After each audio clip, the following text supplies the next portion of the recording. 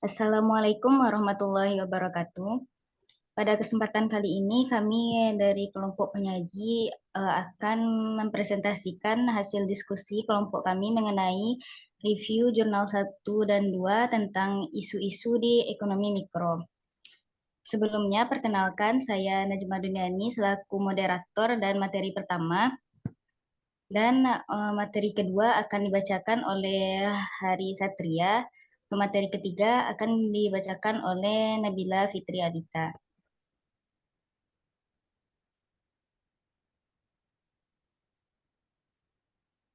Lanjut.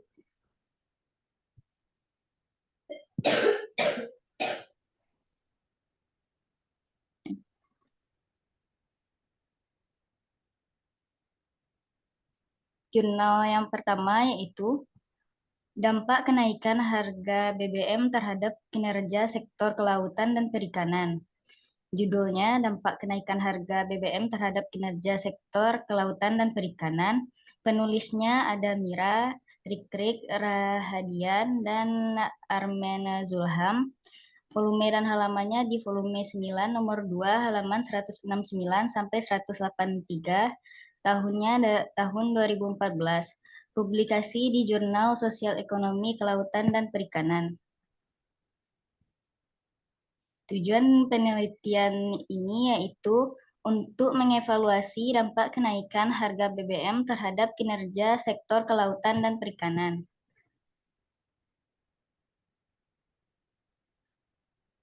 Metode penelitian ini bersifat kuantitatif, di mana analisis kuantitatif dilakukan untuk penilaian dan interpretasi dari data di lapangan dalam menjelaskan fenomena yang terjadi. Pendekatan kuantitatif melihat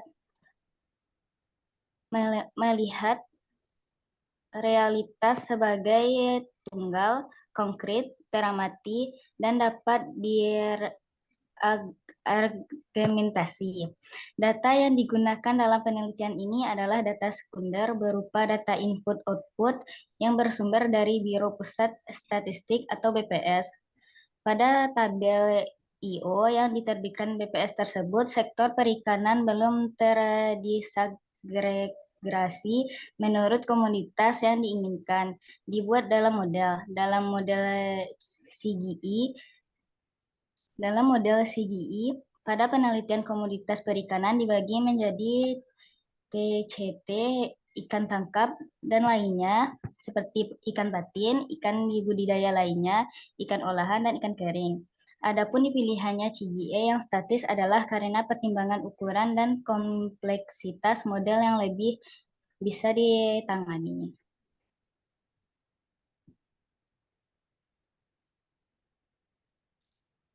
Hasil dan pembahasan. Hasil analisis mengindikasikan yang pertama, dampak kenaikan harga BBM dalam kurun waktu 10 tahun 17,94% menyebabkan output perikanan tangkap TCT, tuna, cakalang, dan tongkol turun sebesar 0,132%.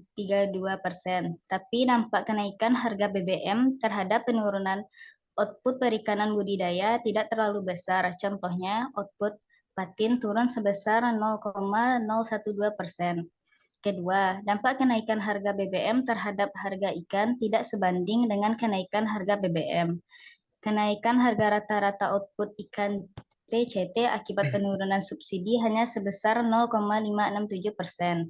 Ketiga, penurunan total ekspor sektor perikanan tangkap lainnya akibat kenaikan harga BBM adalah 1,211%. Keempat, kenaikan harga BBM meningkatkan impor perikanan tangkap laut lainnya sebesar 0,51% dan untuk komoditas tuna dan cakalang sebesar 0,48%. Kelima, kenaikan BBM menurunkan jumlah tenaga kerja sebesar 0,346% pada usaha perikanan TCT. Keenam, kenaikan harga BBM membuat household demand menurun pada komoditas ikan tangkap 0,103%. dan ikan hasil olahan kering 0,109%. Diharapkan ketika terjadi kenaikan harga BBM, pemerintah tetap harus mendukung kebijakan mata pencarian alternatif untuk nelayan ketika mereka tidak bisa melaut, seperti usaha budidaya laut. Selanjutnya pemateri kedua yang akan dibacakan oleh Hari. Oke, selanjutnya ada kenaikan BBM telah menyebabkan pemerintah mengurangi subsidi BBM. Pengurangan subsidi BBM sangat berdampak pada sektor perikanan tangkap, khususnya untuk perikanan tangkap, terutama untuk komoditas TCT atau tuna, cakalang, dan tongkol, dan komoditas perikanan tangkap lainnya. Kenaikan harga BBM merupakan sebuah disinsentif dalam usaha perikanan tangkap. Artinya, kenaikan harga BBM menyebabkan penurunan output, input tenaga kerja, ekspor, dan permintaan rumah tangga. Dan selanjutnya adalah ada kelebihan dan kekurangan. Kelebihannya adalah pengujian dalam penelitian ini dilakukan dengan baik dan data yang dipaparkan juga jelas. Sedangkan kekurangannya adalah ada beberapa kata yang mengandung istilah asing yang tidak dijelaskan.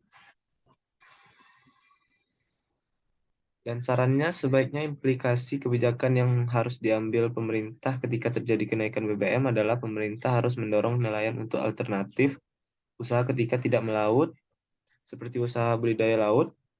Keterbatasan penelitian ini adalah datanya terlalu bersifat kuantitatif sehingga bisa disempurnakan dengan penelitian kualitatif. Yang kedua ada analisis pemasaran beras organik di Kabupaten Bondowoso. Review jurnal ada analisis pemasaran beras organik di Kabupaten Bondowoso. Penulis Reinita Dwi Putri Anggraini, kedua Rudi Wibowo, dan yang ketiga ada M. Rondi. Volume dan halaman volume 2 nomor 5 2018 halaman 417 sampai 425. Dengan tahun 2018 publikasi Jurnal Ekonomi Pertanian dan Agribisnis disingkat dengan JEPA. Tujuan penelitian ini bertujuan untuk mengetahui satu, struktur pasar beras organik di Kabupaten Bondowoso. Yang kedua adalah perilaku pasar beras organik di Kabupaten Bondowoso. Lokasi penelitian ditentukan secara sengaja atau purposive method di Desa Lombok, Kulon, Kecamatan Bondowoso, Kabupaten Bondowoso. Dan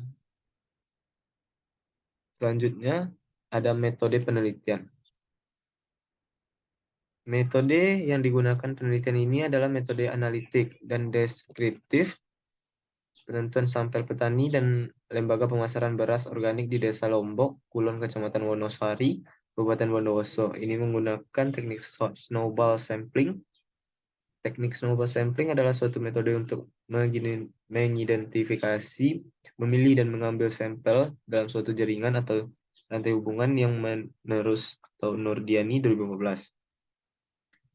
Metode pengumpulan data yang digunakan adalah melalui observasi untuk mengamati kondisi pasar, wawancara menggunakan kuesioner dengan responden untuk memperoleh data mengenai harga produk beras organik.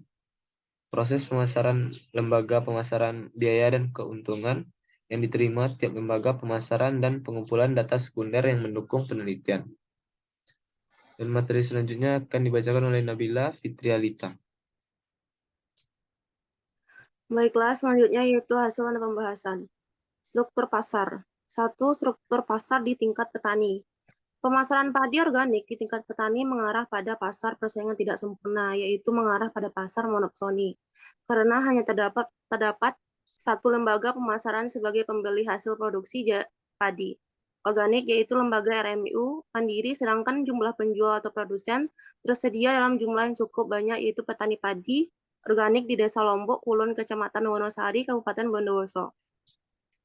Yang kedua, struktur pasar di tingkat lembaga pemasaran. Berdasarkan tabel 2, analisis indeks Herfindahl-Hirman, Lembaga Pemasaran Beras Organik di Kabupaten Bondowoso menunjukkan nilai sebesar 2.860,62%. Jika nilai indeks HHI mendekati 10.000, maka konsentrasi pasar mengarah pada pasar persaingan tidak sempurna. Maka struktur pasar beras organik di tingkat lembaga pemasaran mengarah pada pasar persaingan tidak sempurna. 3. Struktur pasar di tingkat pedagang. Tabel 1, derajat konsentrasi pasar besar organik di tingkat lembaga pemasaran yaitu sebesar 100%. Apabila nilai CR4 yaitu sebesar 100%, maka struktur pasar merupakan pasar yang sangat terkonsentrasi dan mengarah pada oligopoli ketat. Hal ini menunjukkan bahwa struktur pasar beras organik di tingkat pedagang mengarah pada struktur pasar oligopoli yang ketat. Persaingan antar pedagang beras organik sangat ketat untuk mempertahankan pangsa pasar yang telah dimiliki.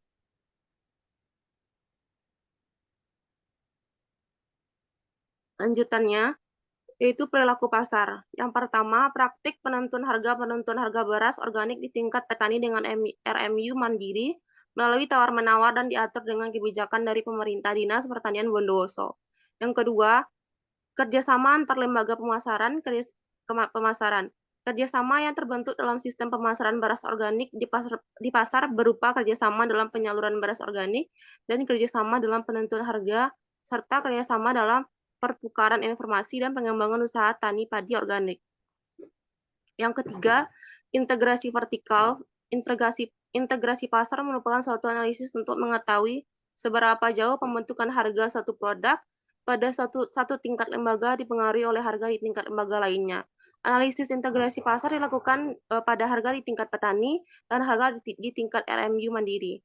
Data yang digunakan yaitu data harga beras organik mulai dari bulan Januari 2012 hingga Desember 2016.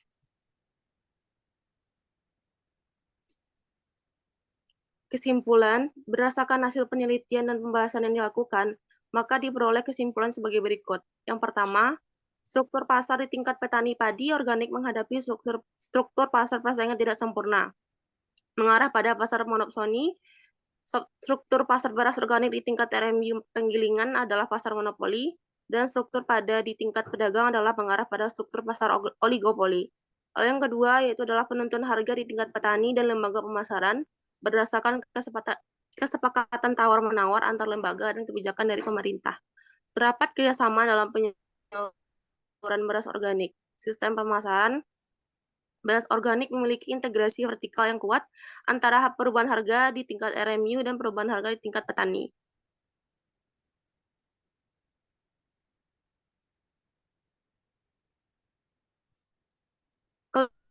Kelebihan dan kekurangan.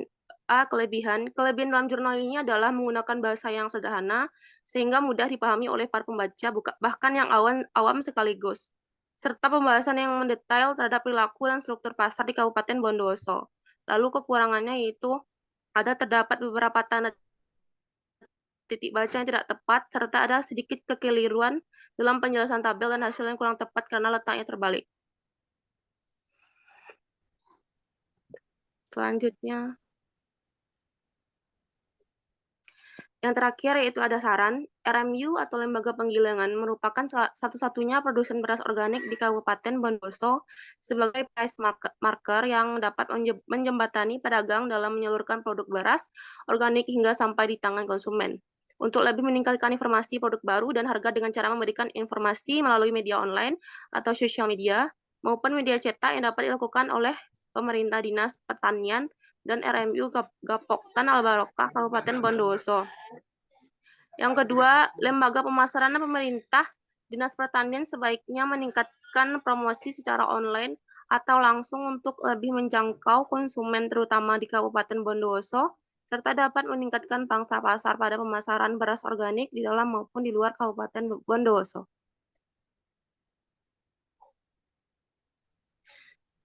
Sekian sajian dari saya kembalikan pada moderator.